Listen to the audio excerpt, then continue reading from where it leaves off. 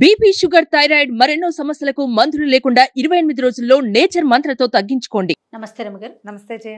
రమగారు, Akbar Birbal stories కూడా చెప్పుకుంటూ ఉంటాం కదా, ఒక స్టోరీ చెప్తామా? అక్బర్ పాదుషా గారు ఆయన కొలువులో బీర్బల్ అంటే ఆయనకు చాలా ఇష్టం. బీర్బల్ ప్రాభవం పెరిగిపోతోంది, మిగిలిన వాళ్ళకి పెద్ద నచ్చేది కాదు. పైగా ఆయన కొంచెం ఏమంటారంటే మన నాగ్గా మాట్లాడేవాడు, ఏదో ఒక జోక్ వేసేవాడు, వీళ్ళని ఇరికించేటట్టుగా. అంటే అవతల వాళ్ళు తలదించుకునే లాంటి ఎక్కిరింతలు ఉండేవి ఆయన భాషలో. ఈ అక్బర్ ఎంతసేపు బీర్బల్ మాట వింటాం, బీర్బల్ ఏమంటారో చూద్దాం, బీర్బల్ ఐడియాలు తీసుకోవటం కొంతమందికి నచ్చేది కదా. అలాగే ఉంటుంది కదా, ఒకళ్ళు బాగా పేరు వస్తుంటే ఎందుకు నచ్చదో ఏం కారణం ఉండదు. ఆ కారణంగానే కొంతమందికి మంటగా ఉంటుంది. ఈ మంటగా ఉండే జనాలలో ఆఫీసులో ఈ దర్బార్లో ఉన్న జనాలే కాకుండా అక్బర్ గారి క్షురకుడు రోజు ఆయనకి గడ్డం గీసేవాడు ఒకడు ఉండేవాడు.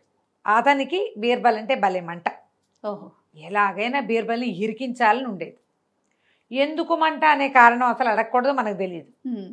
ఏదో చిరాకొచ్చేది, కొంతమంది చూస్తే ఆ కారణంగా విసుగ్గా ఉంటుంది మనకి. వీడు అలాంటి వాడు అనమాట, కారణాల కోసం అన్వేషిస్తున్నాడు. ఓసారి ఆయన మళ్ళీ గడ్డం చేసుకుంటూ ఉండగా ఏదో కబుర్లు చెప్తూ ఏం చెప్పాడట, నేను ఇక్కడ గడ్డం గీస్తున్నాను మీకు, మా తాత మా నాన్న మీ నాన్నగారికి, మా తాత మీ తాతగారికి గడ్డాలు గీసేవాళ్ళు, పాపం వాళ్ళంతా ఇప్పుడు ఎక్కడున్నారో స్వర్గంలో ఉంటారా అన్నారు. స్వర్గంలోకి వెళ్ళి వాళ్ళ క్షేమ సమాచారాలు ఎవరన్నా కనుక్కుంటే బాగుంటుంది జహాపన అన్నాడు. అవునరా నిజమే, మన వాళ్ళంతా అక్కడ ఉన్నారు స్వర్గంలో, జన్నత్ అంటారు, జన్నత్తులో ఉంటారు.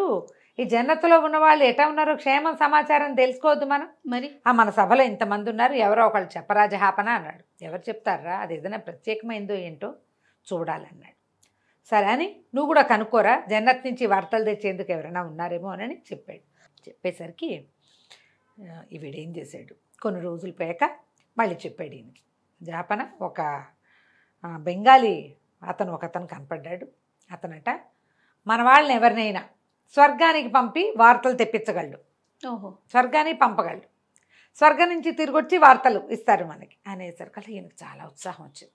కనుక్కో వాడిని ఎవరినో తీసుకురా, మనం చూద్దాం, మా నాన్న ఏం చేస్తున్నాడో మా తాత ఏం చేస్తున్నాడో చూడాలి అని చెప్పి ఆయనకి ఇంకో డౌట్ ఏంటి, నాన్న తాతతో పాటు మా అమ్మ నాయనమ్మ వాళ్ళంతా అమ్మమ్మ వాళ్ళు ఇక్కడే ఉన్నారో లేదో, జనానికి జన్నత్ ఉందో లేదో కనుక్కోవాలి, అది కూడా ఒక ఉత్సాహం ఉంది ఆయనకి. సరే ఇతను ఏం చేశాడు, కొన్నాళ్ళకి ఆ బెంగాలీ ఆయన్ని ప్రవేశపెట్టాడు. ఒక మంచి పొడుగాటి వాడు, చక్కగా తలతల్లాడే చెక్కిళ్ళు వాడు, చాలా డిఫరెంట్గా ఉన్నాడు వ్యక్తి. ఆయనతో మాట్లాడిస్తే అక్బర్ పాదుషా వారికి ఏం చెప్పాడంటే, తప్పకుండా పంపిస్తానండి, స్వర్గలోక యాత్ర నేను చేయించగలను, కాకపోతే వెళ్ళడానికి ఎవరన్నా రెడీ కావాలి, ప్రాసెస్ పెద్దది చూడండి, మరి దానికి ఒప్పుకునేటట్టయితే మీరు ఎవరిని చెప్పితే వాళ్ళని పంపిస్తామన్నారు. జనాలకు భయం వేసింది. సభలో ప్రకటించారు, మీరు వెళ్తారా అని అందరినీ అడిగారు. ఎవరు, అమ్మ బాబాయ్ మేము కాదన్నారు. అయితే బీర్బల్ మీద మంట ఉంది కదా ఒక గ్రూప్కి, వాళ్ళలో ఒకళ్ళు కన్సల్ట్ చేసుకుని, అట్లాగా జహాపన మాలో ఎవడో ఒకడు వెళ్ళటానికి ఉంది, మీరు వెళ్ళండి అంటే వెళ్ళిపోతాం, కానీ మేము తెలివిగల వాళ్ళం కాదు చూడండి, బీర్బల్ని పంపారంటే ఆయన ఎక్కడికి వెళ్ళినా చిటికలో పని సాధించుకొస్తాడు. మీరు చూడండి బీర్బల్ ఎన్ని చోట్ల తెలివితో పని సాధించాడు. కాబట్టి మనకి పరరాజులతో వచ్చే ప్రాబ్లమ్స్ కూడా బీర్బల్ సాల్వ్ చేస్తాడు, పరలోకంలో ఈయనే చేయగలడు. పంపించారంటే తాతగారివి నాన్నగారి మామగారి సంగతులు అన్నీ కనుక్కుంటారు. జనానాలోకి బీర్బల్కి ప్రవేశం ఉంది ఇక్కడ. అలాగే స్వర్గంలో జన్నత్లో ఉండే జనానాల్లో కూడా బీర్బల్ గారు ప్రవేశించగలుగుతాడు.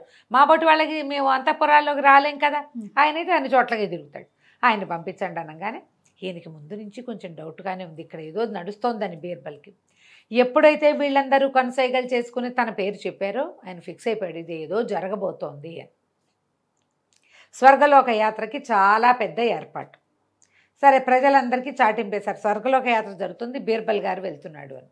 అందరూ చూడాలనుకున్నారు. చూడాలంటే ఏదో సందులో తీసుకెళ్ళి పంపించేస్తే కుదరదు, ఓపెన్గా పబ్లిక్ ప్లేస్లో చేయాలి. ఫలానా చోట బీర్బల్ గారిని నుంచోబెట్టి స్వర్గలోక యాత్ర చేస్తారు అని చెప్పిన చోట ఈయన ఏం చేశాడు, బీర్బల్ ఏ ప్లేస్లో తనని నుంచోబెడతారని కుండం అది కడుతున్నారు, అక్కడి నుంచి తన ఇంటికి ఒక ఇది తవ్వించేసుకున్నాడు, ఏమంటారు దాన్ని, సొరంగం తవ్వించుకుని రెడీగా పెట్టుకున్నాడు. ఆ యజ్ఞకుండం ఏర్పాటు చేయాలని చెప్పారు. ఒక కుండం, ఆ కుండం ఏర్పాటు చేసేవాడితో ఫ్రెండ్షిప్. అక్కడి నుంచి ఏమైంది, సరే ఫలానా రోజు మధ్యాహ్నం పూట ఏలిన వారి సమక్షంలో, ప్రజలందరి సమక్షంలో బీర్బల్ మహాశైలి వారి స్వర్గలోక యాత్ర అని ప్రకటన చేశారు. బీర్బల్ గారిని చక్కగా మంచి బట్టలు వేయించారు. పొద్దున్నే ఏదో ఉచ్చాటన లాంటివి ఏవో జరిపారు. ఆయన్ని తీసుకెళ్ళి యజ్ఞకుండంలో నుంచోబెట్టారు. అందరికీ దండం పెట్టాడు.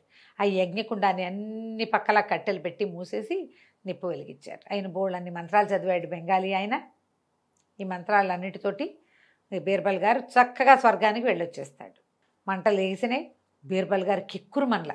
ప్రజలు అనుకున్నారు మంట అంటుకుంటే కాలిపోయి అరిచిలు కేకలు పెట్టి యజ్ఞకొండ నుంచి దూకేయాలి. దూకలేదంటే ఇంకేముంది, స్వర్గానికి వెళ్ళిపోయాడు. మనిషి కాలిపోతే బాధ వస్తుంది. మరి ఇది కాల్టల్లా యాత్రే ఇట్లా జరిగిపోయిందని శభాష్ అన్నారు అందరూ. మన అక్బర్ పాదుషా గారు ఈ బెంగాలీ ఆయనకి బోళ్ళంత డబ్బులు సమర్పించాడు ఇంత గొప్ప పని చేసినందుకు. ఈయన ఇక్కడ సభలో ఉన్న వాళ్ళకి క్షురకుడికి తలా ఒక గుప్పెడు ఇచ్చాడు. బీర్బల్ గారు ఏం చేశారు, ఎప్పుడైతే నిప్పులు మింటికి ఎగిసినాయో, పైగా ఏంటంటే చుట్టూతా కట్టెలు పెడితే కట్టెలు వెలగడానికి టైం పడుతుంది కదా, ఆ లోపల ఈయన యజ్ఞకుండం కింద కాలుతో తన్ని ఒక చెక్కముక్క అడ్డం పెట్టుంది దానికి. తన ఇంట్లోకి వెళ్ళిపోయాడు. అక్కడి నుంచి సొరంగంలోకి వెళ్ళి సొరంగంలో నుంచి నడుచుకుంటూ ఇంటికి వెళ్ళిపోయాడు. 3 నెలలు గడిచింది. స్వర్గానికి వెళ్ళి అందరికి యోగక్షేమం కనుక్కుంటున్నారు, బాగానే ఉంది. అంతే 3 నెలల తర్వాత బీర్బల్ గారు స్వర్గం నుంచి తిరిగి వచ్చాడు అని వార్త వచ్చింది. బెంగాలీ అయిన తట్టపుట్ట సర్దుకుని పారిపోయాడు. సభికులందరూ సభాసదుల్లో కొంతమంది ఉన్నారు కదా, ఈయన బీర్బల్ని పంపించిన వాళ్ళు వణికి చచ్చిపోతున్నారు, ఏమైపోతుందో అని. క్షురకుడు మహాభయంతో ఉన్నాడు. ఏదో కొంప మునుకుని మనం అంటిచ్చేసాం, అక్కడ జరిగింది తెలియదు, చచ్చేపోయి ఉంటాడు, ఎట్లా వచ్చాడు.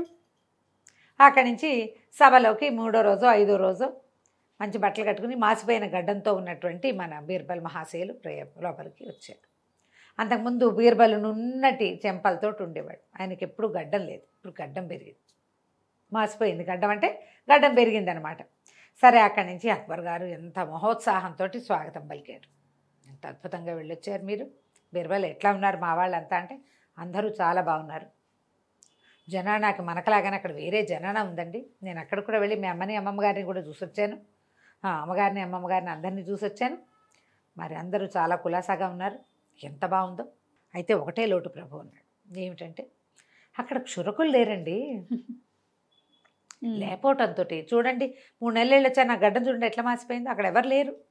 మీ తాతగారికి నాన్నగారికి వాళ్ళందరికీ ఇంత పొడుగు జీరాడుతున్న గడ్డాలు, తలకాయలు పెరిగిపోయినాయి పాపం, గడ్డం పని చేసే వాళ్ళు ఎవరూ లేక. అందుకని తాతగారు నాన్నగారు ఏం చెప్పారంటే, ఎవరైనా మంచి క్షురకుడిని, మన ఆస్థాన క్షురకులు అంటే వాళ్ళకి ముందు నుంచి ఒకే కుటుంబం వాళ్ళతోటి క్షవరం చేయించుకునే అలవాటు ఉంది కదా, వాళ్ళలో ఒకరిని పంపిస్తే మరి గడ్డాలు అవి చేయించుకుని నీట్గా ఉంటాం, ప్రజెంటబిలిటీ లేకుండా ఉన్నామని బాధపడుతున్నారండి వాళ్ళు అన్నాడు. అనగానే ఈయన వెంటనే ఏముంది, బెంగాలీ వాడు ఎక్కడున్నాడో పట్టుకోమన్నారు.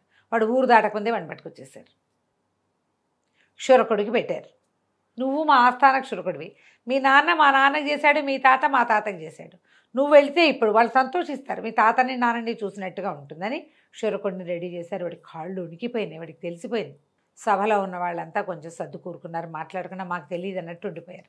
కల్పించుకుని నువ్వు క్షురకుడు వద్దని అంటే కొంప మునిగిపోతుంది. అయితే క్షురకుడు రేపు స్వర్గలోక యాత్ర అనగా ఇవాళ పరిగెత్తుకుంటూ వెళ్ళి బీర్బల్ గారు కాళ్ళు పట్టుకున్నాడు. బాబు నన్ను క్షమించండి, ఏదో సందర్భంలో ఈ మాటలు అవుతున్నాయని నేను మన దీంట్లో సభలో ఉన్న 3-4 చెప్పాను, వాళ్ళేమో ఈ బెంగాలీ వాడిని వాళ్ళు ఏర్పాటు చేశారు మిమ్మల్ని మీ పేడ వదిలించుకోవడానికి అంటే, ఈయన ఏం చేశాడు, క్షురకుడిని వెంబడి పెట్టు తీసుకుపోయాడు. ఏం జరిగిందో అక్బర్ గారి ముందు ఓపెన్ చేశారు.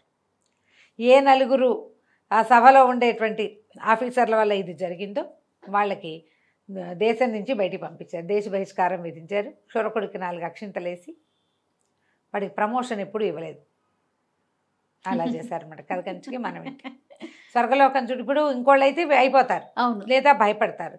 భయపడని బీర్బల్ గారి కథలు ఎన్నో కథలు. కథ కంచికి మనం కానీ భలే తెలివైన క్యారెక్టర్ కదా రమ్ గారు బీర్బల్ మాత్రం.